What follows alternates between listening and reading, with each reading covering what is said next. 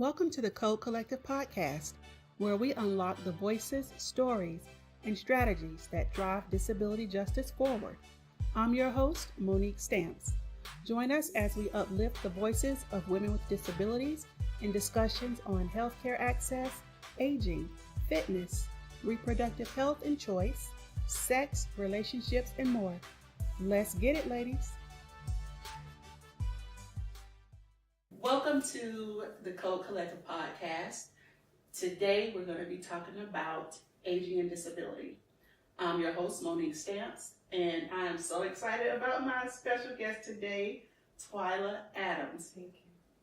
Thank you so much for taking time to have this very important conversation with me. Cool. With us, because we are a collective. Yeah. Miss Twyla Adams, a good friend of mine for many, many years. So Twyla, if you could just tell everybody about yourself.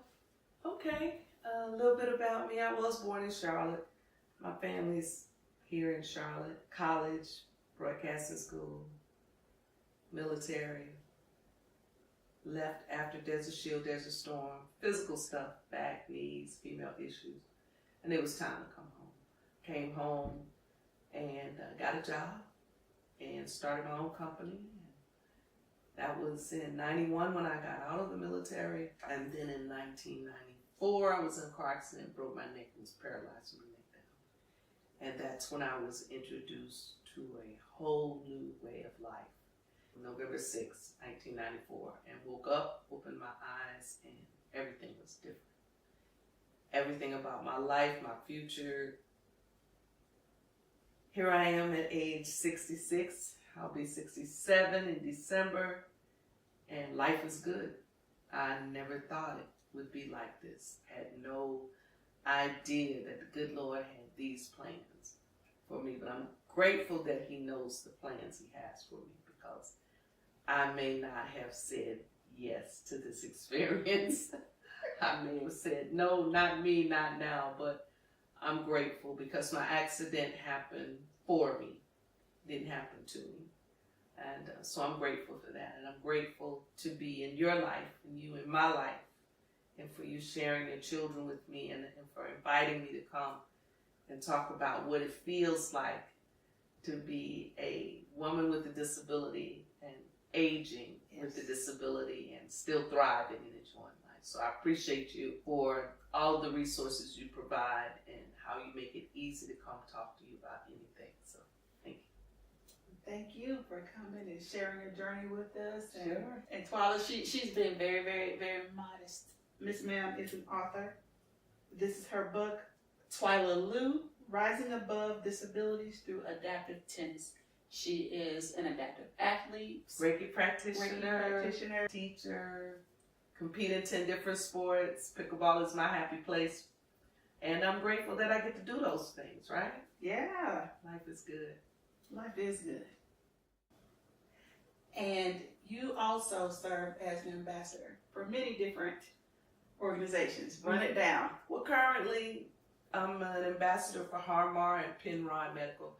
Harmar, they develop and manufacture vehicle lifts, stair lifts, and things of that nature. And a few years ago, they asked me if I would be their ambassador. And then just veteran ambassador, participating with several veterans organizations. That is awesome. I love you. It is awesome.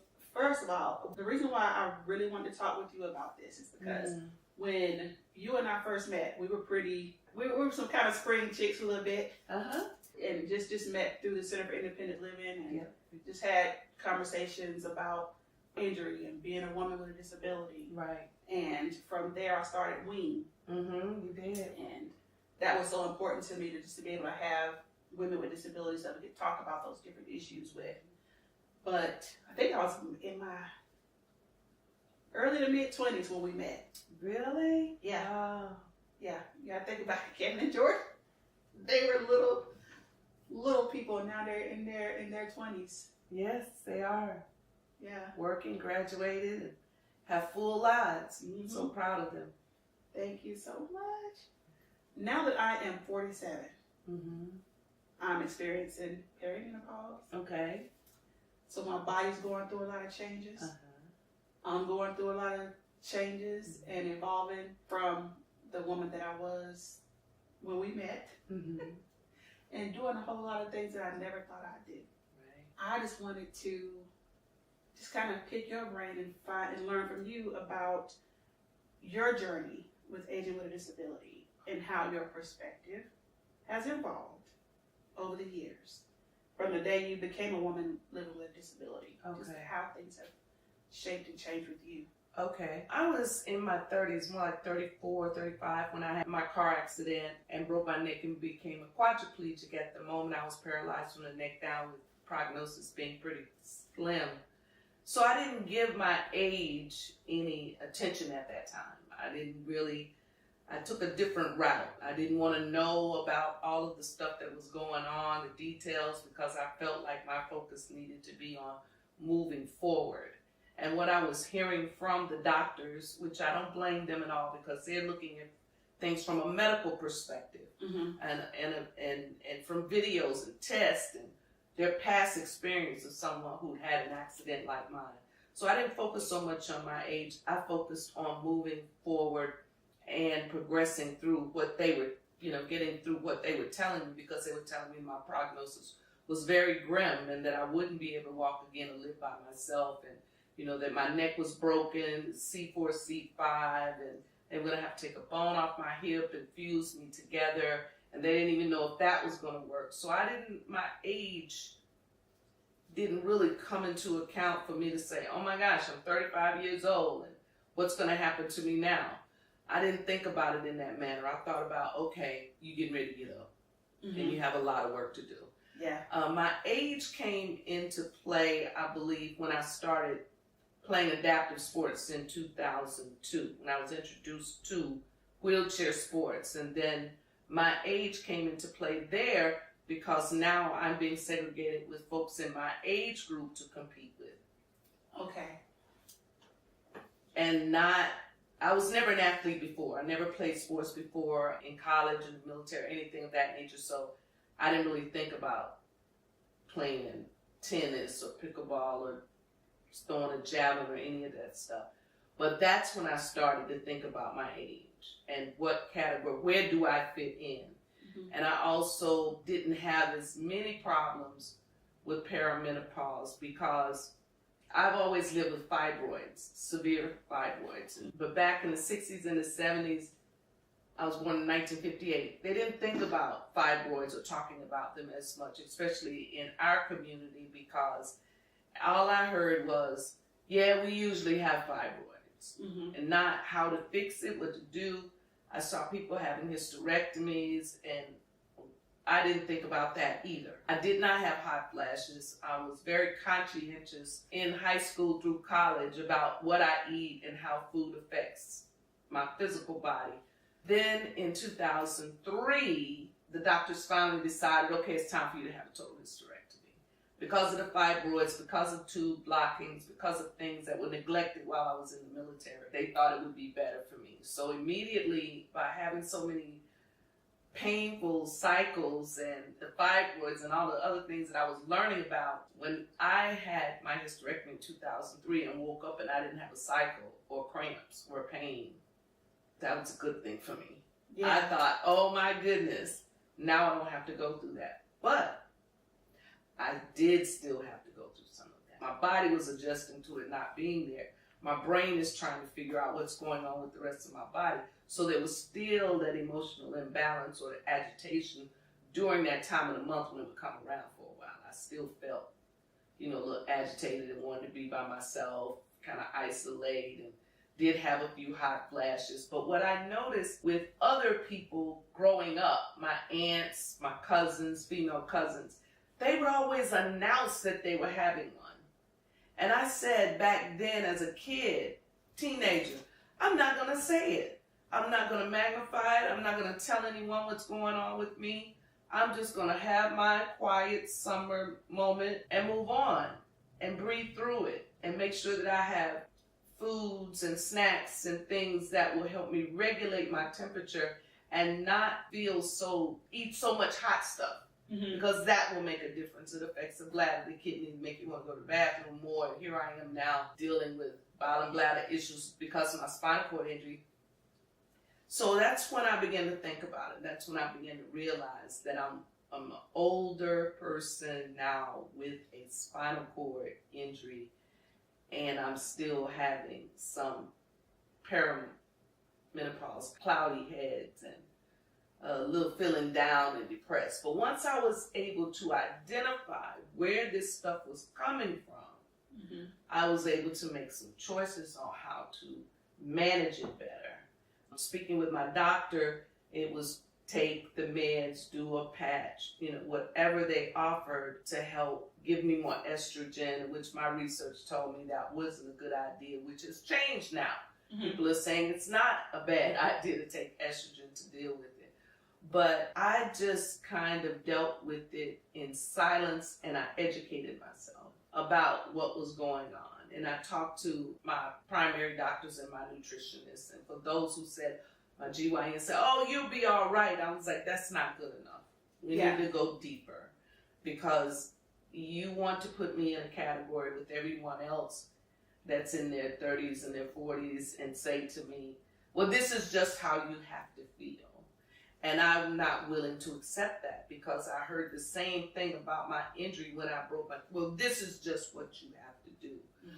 But my research was telling me that there were women who were dealing with perimenopause and menopause and other female issues, and they were doing it in a different way. They weren't spazzing out every time they got hot. They just had maybe a cool towel or something that they would have with them, or even a wet one that they would pull out one and just begin to touch themselves to cool themselves off to manage it better instead of broadcasting. Because when I broadcasted, no one could do anything. Right. I was still burning up. You can say, I'm hot. Yeah. No, I'm flashing. Yep. And then people just kind of look at you because they don't know what to do. Throw some water on you maybe to cool you off, but the heat is on the inside. Everything is feeling uncomfortable, including your eyeballs. So my suggestion is to understand what you're going through. That's what was important to me. I had more than just a spinal cord injury. I'm disabled, and I'm dealing with other things that I don't understand. So that kind of helped me out a little bit to be proactive and ask questions, and then to be around other women. Even though I don't have children, I learned from you, watching you raise your children, how you made it look so easy the way you managed your life through the process. And then when you became perimenopause and I saw you go, oh, it's us. Yes. Understandable. Yep. I'm in that different phase right now. It's not easy, because I'm learning more about my body with the spinal cord injury, because, and I wanted to ask you, in your research and talking with your doctors, being able to differentiate between AD from something else. That's a good question. And because an AD is autonomic dysreflexia.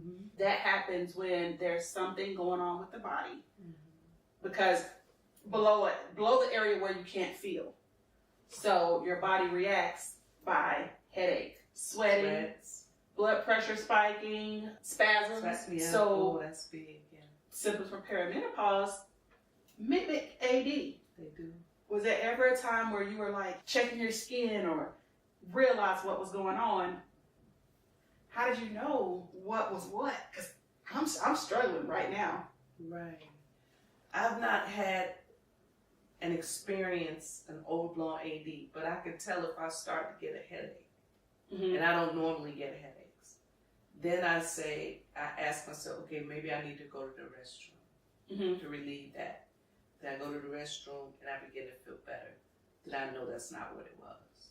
That's the only way. It's a thin line, like you said, to understand. Am I overheating? Am I drinking too much water? Am I hydrated? What do I do to determine, am I in an AD critical stage? Right. Or am I just having a hot flash? I'm not sure how you would separate the two, because being in tune with my body, if I'm still for a moment and think about it, then I can identify it. Yeah. Does that make sense? Yeah. But I have to be still. If I'm in a crowd and I'm beginning to feel sweaty and quads, we don't normally sweat. Right. So if I begin to start feeling real sweaty and I feel a little bit not together, I don't want to say you lose your consciousness or anything. It's just too much going on and you get a little agitated. Overstimulated. It's overstimulated, yes. Get that feeling, then I just kind of remove myself from the situation even if it means just rolling out in my scooter somewhere away from everybody for a little bit so that I can figure out what's going on. But I have to be in tune with myself enough to know what's going on and take the effort instead of staying in the environment and allowing the headache to continue, the spasms to continue, and then exasperate. Then I don't know what's going on. But when I remove myself sometimes as woman and I just go somewhere else so that I can get a real good focus of what's going on with my body, then I'm able to manage it. But if I don't and I allow myself to become totally overstimulated, my heart rate begins to go a little faster. I'm unable, I'm like, where do I go? How do I escape this emotion? Then that exasperates it more for me. Yeah. And then knowing when to say no, that I don't need to do something or go somewhere or participate in something because I may be feeling one or the other. You know, I have to try to plan how to manage that. But yeah, you're right. That's a very thin line. I do have sensation below my waist. It's not the correct sensation because if you stuck me here, I would be looking for it somewhere else. So that's misguided. Yeah. The nerves are firing differently. You're exactly right. You have to pay attention to your body and be in tune. Know your star player. Know your body up and down so that when you're feeling that way, you know how to identify which is which and what to do to identify. Do I need to loosen my clothes? What steps do I need to take to relieve some pressure in one area of my body so that I can determine what's going on in the other area of my body? I like that. You called your body your you said team player? Star player. Star player. Yes, my star player. Got that from Cat Williams. I'm my star player. Check with me immediately. And even when it comes to eating foods, I like cookouts and gatherings and stuff, but I don't eat like that normally. And if someone goes, well, just eat it anyway, you know, they want me to be a part of, you know, I don't know what's in there. I don't know the amount of sugar. I don't know any of the ingredients in that food. Right. And I don't know how it's going to spike me. Am I going to be AD from it? Or am I going to just have paramedic? I'm going to start sweating. What's going to happen? So I usually make sure that I ask my body when somebody offers me something. And I've done it so long until it's automatic for me. Someone offers me something and I look at it and I ask my stomach quietly, you sure? Yeah. You know, what are you going to do for the next 2 days? They got a beautiful hamburger stuck on the grill. You don't eat hamburger. Yeah. You know how long it's going to take that beef to get out of your system. It's not going to be in 2-3 days. It's going to take your body a long time to break that down. What do you want to do? How do you want to feel? You want to toss and turn all night? Right. Or do you want to say, thank you for the offer and eat before you cool? That's smart.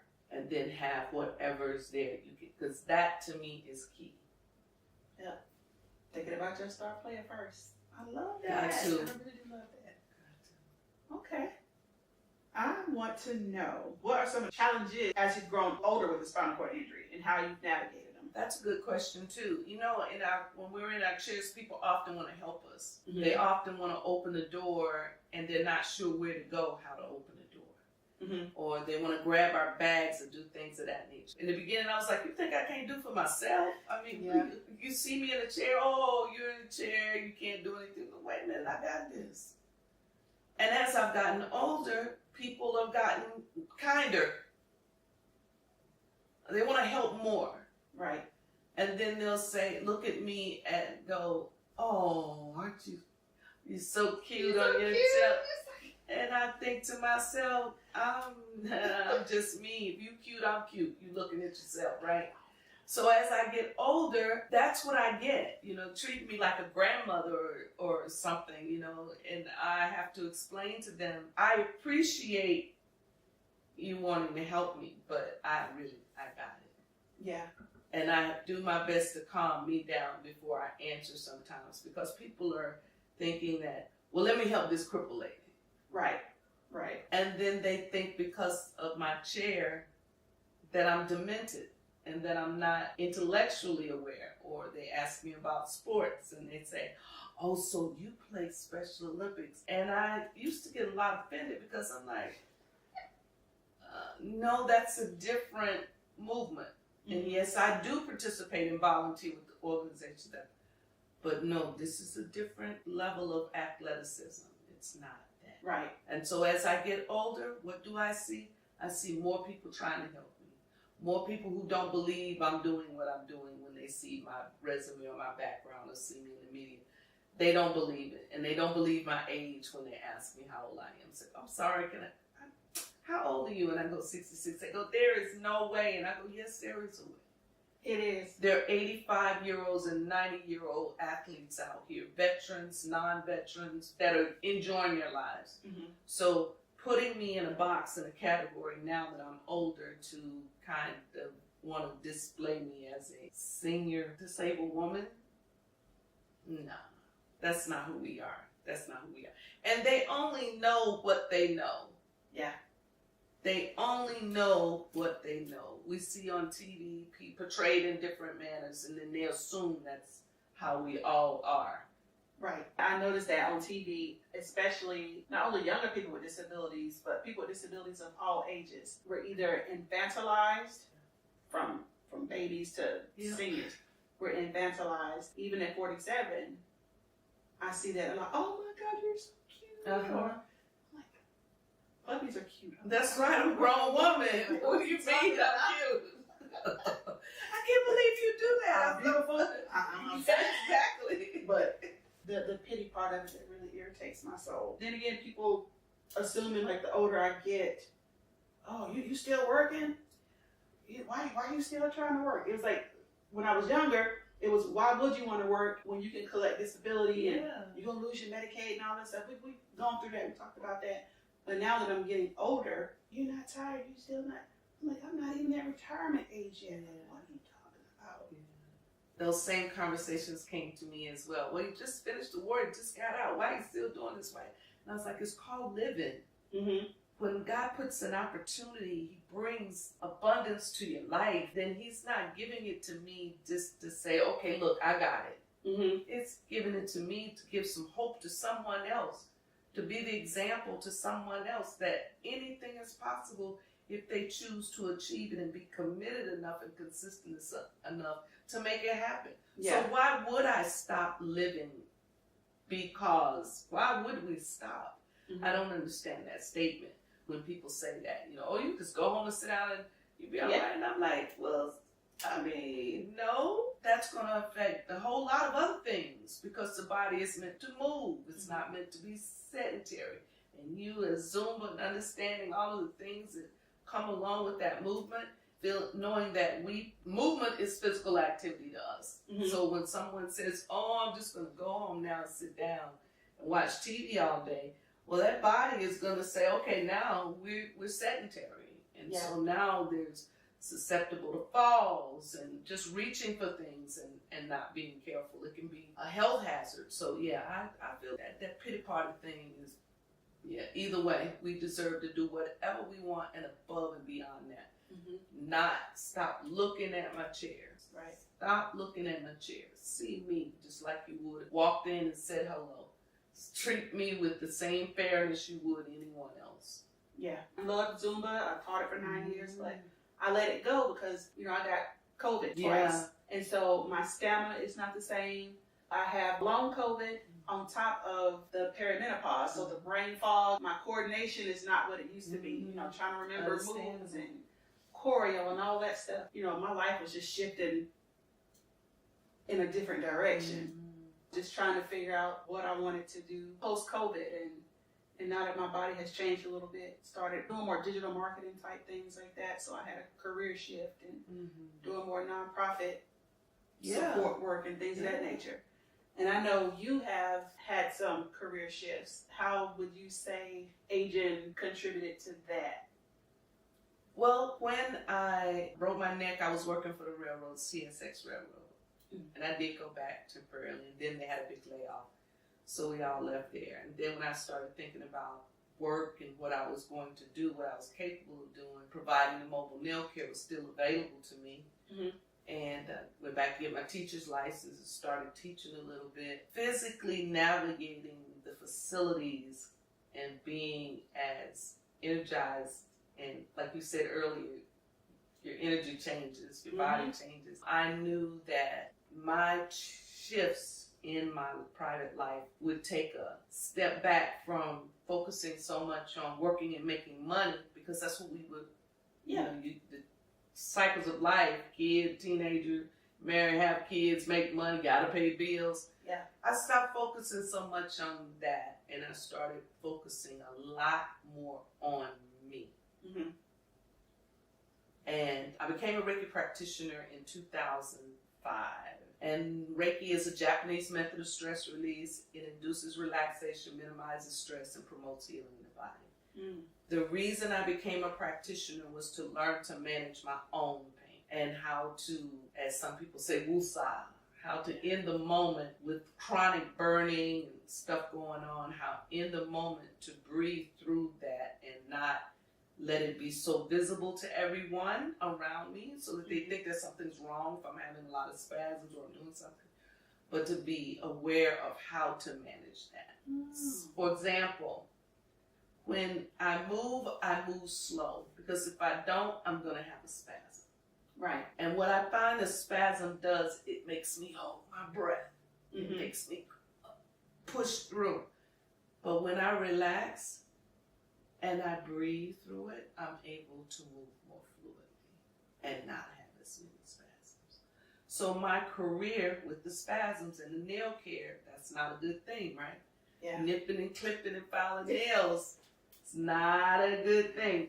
But I'd always been a public speaker from high school. So I shifted from actually providing the care to speaking about it more and offering continuing education classes and education for those. So as you said, you went more to marketing. Mm-hmm. I actually went more to marketing my company, marketing what I do and who I am, and I focused more on self-care. That was at the top of the list. Mm-hmm. It may not sound like a job, but it can be a job. Right. Self-care. Yeah. And how to set my day up so that 6 o'clock morning becomes more about me than it does about me getting on the computer and doing work. Then I found that I have more peace and comfort in my own body because, like I said, I wasn't focused so much on I gotta make money to pay the bills. And when I let go of the need to arrange all of that stuff, mm-hmm. everything else just began to come. Where speaking engagements, sponsorships showed up, people asking if they could be, because the struggle for me changed. It was no longer, oh my God, I just lost my job, I gotta pay my bills, look at all this debt. Yeah.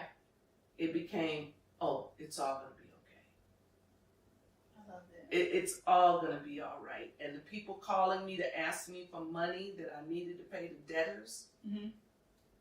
I realized that that was going to be my new part, another part of my job as well. And it would be categorizing all those people, mm-hmm. calling them before they call me. Mm.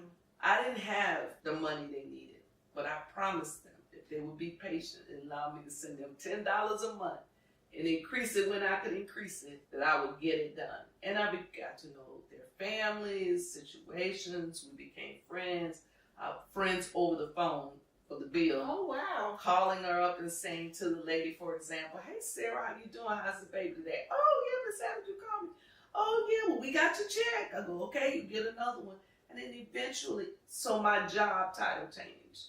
I was into accounts receivables and paperwork stuff in the office. So accounts receivable, accounts payable, I just got to run myself like the company. Yeah. Self-care first, and then spend some time during the day doing the work, take a lunch break, spend some more time on me before bedtime so that I can at least lay down and get a few hours.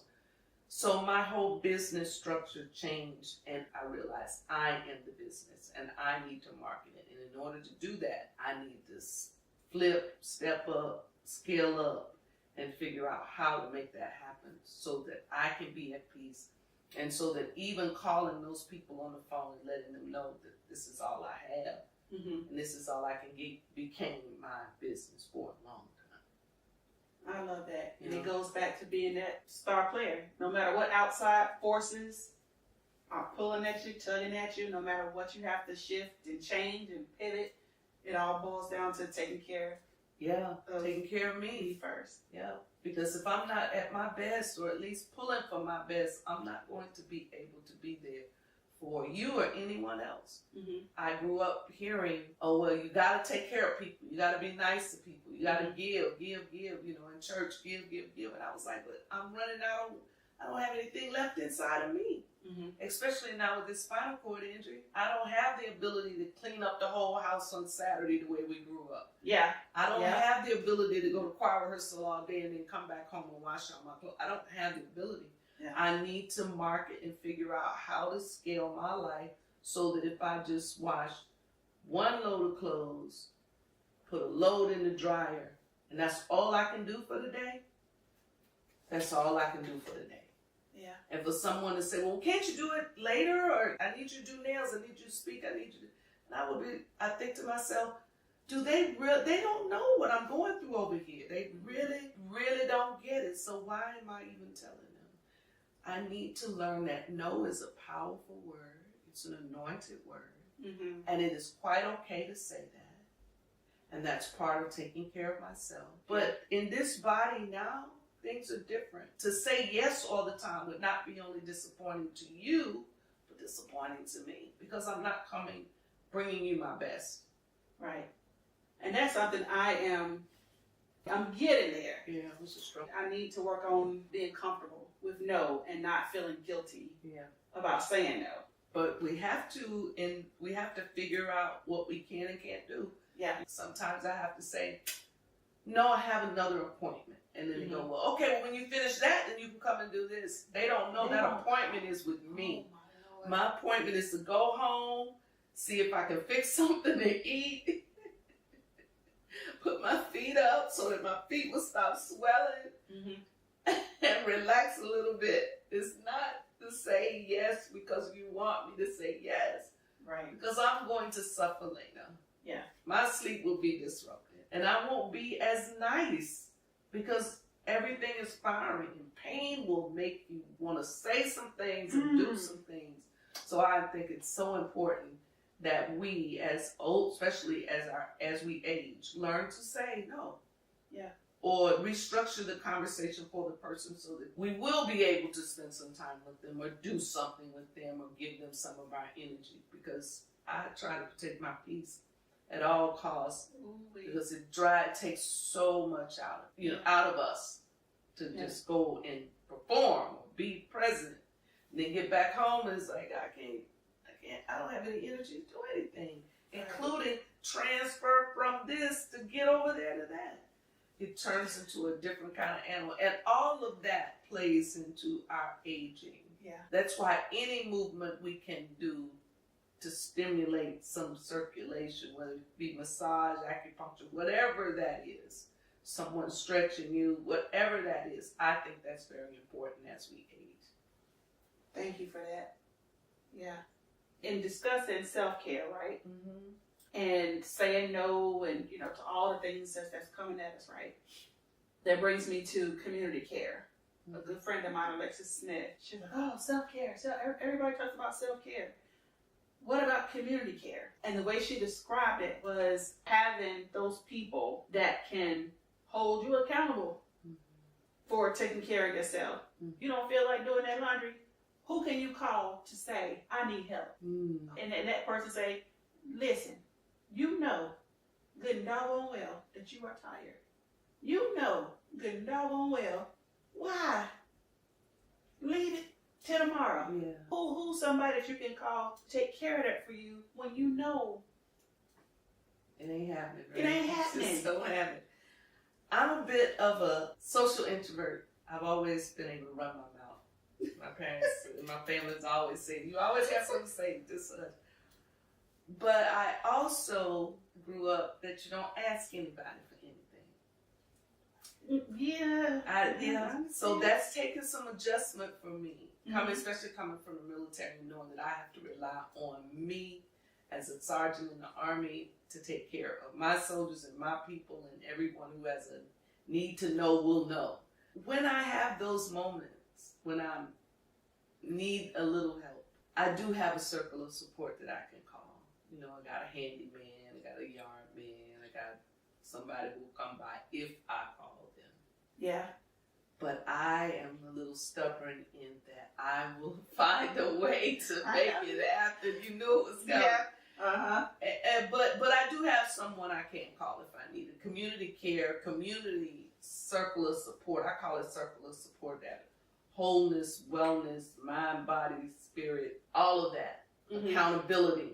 I have a nutritionist that holds me accountable when I'm feeling that I've really gone off the rails and I have a lot to do. I can say I need to make a confession. Yes. Not to call you up and say, guess what I did that was great, but guess what? I fell off the wagon. Mm-hmm. And have that person reassure me. That's not what you normally do, so I'm not upset or disappointed in you. Yeah. I'm happy that you fell off the wagon for a minute because you hold on to the wagon too much. Yeah. Who did you call to help you with that process? And I go, talking to you. She's like, maybe you need to open up a little bit more and allow more people to come in and help. Yeah. Or be willing to do that. Now, the military would teach us that trusting issues you develop after being for a long time. You trust your buddies, the people around you, but the other folk, it's a little bit different. Yeah. Because we military folks kind of speak a different language when it comes to knowing what we need. And we use a lot of acronyms and letters and stuff. Yeah. So it is important to have someone like-minded in your circle of support. And I would say that if I called another veteran friend and told them that I needed help, there would be no question. Because of the spirit, the core, and the background and the connection that we have, there would not be a problem. But just asking a civilian or telling you, I need you to help me do my laundry, that would feel like I was giving up. And I'm not saying that's good. I'm just saying that's how I function. That's how I operate.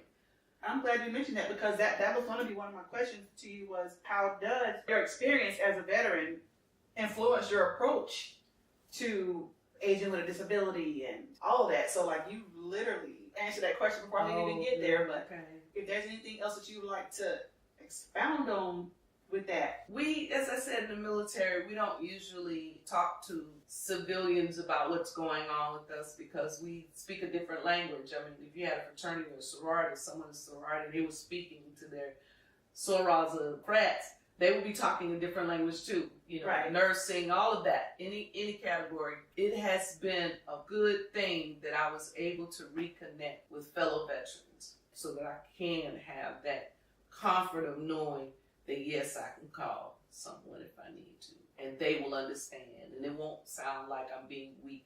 And it won't sound like I'm not holding up my own. That's what the veteran community does for me. Now, outside of that community, I know some people have their churches and they have best friends and people that are willing to be patient and learn about what we're going through so that they can maybe look at us and see that we're having a moment other than perimenopause, having our little personal summer, and maybe something else that they can see about our complexion, our eyes, or what we're doing that we may need some support. But I totally agree with you. Community support, at least 5 good people. My daddy used to say, this is all you need, right? This is all you need, and one of them needs to be the good Lord. Right. But that's all you need, because if I tell everybody how I'm feeling, as I said earlier, all the time, what can they do? But if I'm speaking with someone who understands, and I tell you I have a UTI, urinary tract infection, you're going to know exactly what I'm talking about.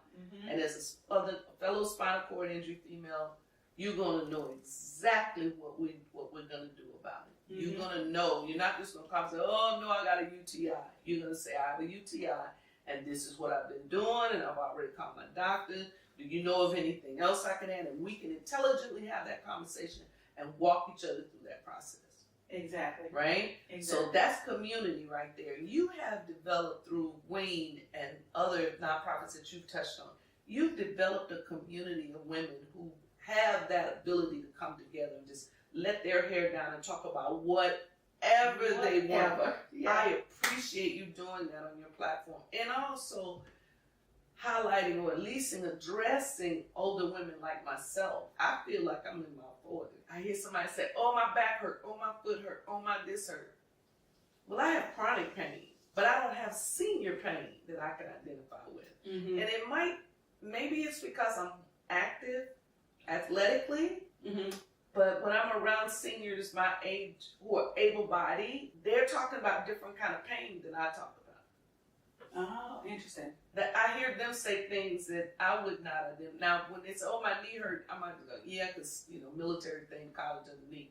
But what am I going to do? I'm going to eat to reduce the inflammation so that the knee doesn't bother me. It's getting ready to get colder outside. Mm-hmm. Even though it's nice 70 degrees today, I'm not cold. I'm cold natured. So me too. before my injury, I was cold natured. But with my injury, I'm extremely cold. Yeah, we get extremely cold. Yeah. So the 2 pair of pants, the extra shirt, the extra jacket in the car, I make sure that I focus on that. But I don't think I'm getting colder because I'm getting older. Mm-hmm. Older folk, I hear them go, "Ooh, I'm so cold. Oh, my back hurt. Ooh, my stomach." The things that they're saying, I'm not saying that. And I ask myself periodically, am I aging? Like you said earlier, where's the fine line? Mm-hmm. Right. Because, like I said, I don't feel like 60-year-old folk that I see. Mm-hmm. We don't even look the same. The majority of us do not have the same mindset. Quite frequently, I hear the older ladies going, "Oh, get married. Oh, some man." That's far past my mind. I've already done that. Yeah. So I'm not looking for someone else to make me feel good or happy or better or feel like I look better. That's all inside. My happiness, my peace. It's got to come from within first. Okay. It does. It's like all that other stuff, you'll fall into place the way it's supposed to. Yeah. Star players. Yeah, star players. That's right. Going back to That's star, right. I love that. Oh my gosh. Yeah. My final question is, well, what does aging gracefully mean to you? And what message would you share with younger women with disabilities, or young women in general, but particularly younger women with disabilities who are thinking about their future? I believe that aging gracefully means focusing on your star player, being in tune with who you are, being confident that whatever it is you want to achieve, it may take a little longer, but you can get there. Be proud of yourself. Do the work in the mirror to let you know that you are uniquely and wonderfully made. You're not competing with anyone. Mm-hmm. I'm not competing with anyone. Nor the lady who's pretty, doesn't matter. I have to tell myself I'm competing with myself to live tomorrow a little different than I did today.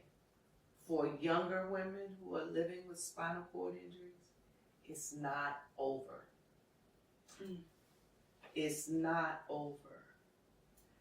The noise you hear around you, if it's not your own voice you're hearing, compartmentalize it. They used to say, take the bitter with the sweet. How can you learn from someone? How do you learn from everybody? You learn from someone even if they're wrong. Mm-hmm. Take it with a grain of salt. Every opportunity for someone to share information, listen to what they have to say, take it with a grain of salt, do your research. And then ask yourself the questions, the hard questions. If you don't journal. Be careful who you trust. If you have a goal that you have set, it's your vision. Everyone around you may think, how's she going to do that? Keep it to yourself until it materializes. You can show them better than you can tell them. Ooh, yeah. So it's not important to try to improve my self-image by trying to look better than I am or be who I am. Yeah. Not what happened to me. Mm-hmm. I see that on my wall every morning. Young ladies, there's plenty of love out here. There's plenty of people. Don't give up. Don't lose hope. Don't think no one cares about you, male, female, dating, whatever, because you're in a chair. It's not true. Right. It's not true. Your future will be bright, and you have to believe in yourself and find ways to motivate yourself when you get up in the morning. Know that all of your needs are met, because because it could be different. I believe in saying and manifestation. We know words have power, so whatever we say, we're speaking it into existence. Yeah. That whatever we say, we're creating it, whether it's a negative statement or a positive, we'll create. So watch what you say. Words are powerful. About yourself. Be on top of your business. You. You'll start playing. Focus in on what it is you want. And if you know it's solid, don't let anyone take you from it. Don't let nobody change your mind. Let anyone change your mind about what it is you want to achieve. Because when you go out and you tell everybody, then they begin to create words around it. She ain't gonna be able to do it. She can't do it. Might be mama, daddy, best friend, sister. Oh, she can't do it. She ain't never been done before. They're looking at your past. You see your future. And I don't believe you have any reason to broadcast your brand new car, your brand new house. Be grateful for what you have and move forward with that gratitude and embrace gratitude every single day, because there's something to be grateful for. You woke up, breathe in, breathe out. That's all you get to do for the day. That's a good thing, right? Yeah. That's a good, positive thing. And you impress me. I mean, you always have. The babies, watching you raise those children to be responsible adults now. I am so inspired by you. And I don't have any, but I'm so inspired and encouraged by what you've done over the years, all the years that I've known you. You don't know. People are watching and they're learning, and I'm one of them. Oh, thank you so much. True. We learning from each other. Yeah. I tell you this, knowing you over these, God, has it been, jeez. I said Cameron's 22 and Jordan is 20. Cameron was maybe 5 years old Wow. when we met. And words of wisdom, the support, the community care, all of that has meant the world to me. I'm grateful for this and grateful for you. And Thank you. I watch you all the time. I'm just like, oh my Lord. Ooh, when I grow up. Yeah, because you know how hard it is, right? Yeah. You know the behind the scenes stuff, and that's why I appreciate it. When you call me or text me or say something and you need something, if I can be there, I'm going to be there. And if it's, always. Oh, you said something, it is so, timing is a beautiful thing. When I tell you this was a divine experience today, and I thank you. Thank you, man.